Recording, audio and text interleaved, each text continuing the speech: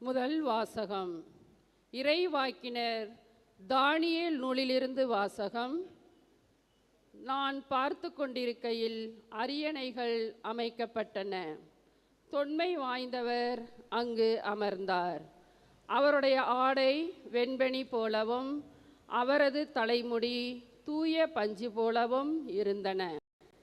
அவருடைய அரியணை தீக்கொழுந்துகளாயும் அதன் சக்கரங்கள் எரி நெருப்பாயும் இருந்தன.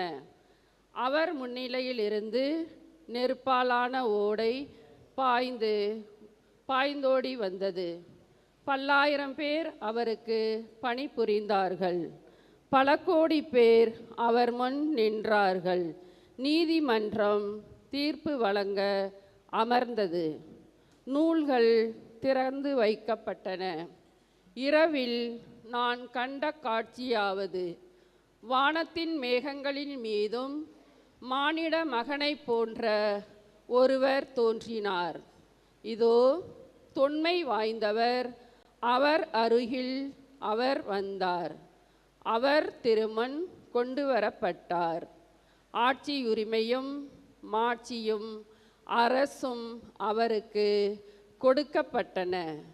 எல்லா இனத்தாரும் நாட்டினரும் மொழியினரும் அவரை வழிபட வேண்டும். அவரது ஆட்சியுரிமை என்றும் உள்ளதாகும். அதற்கு முடிவே இராது. அவரது அரசு அழிந்து போகாது. ஆண்டவரின் அருள்வாக்கு.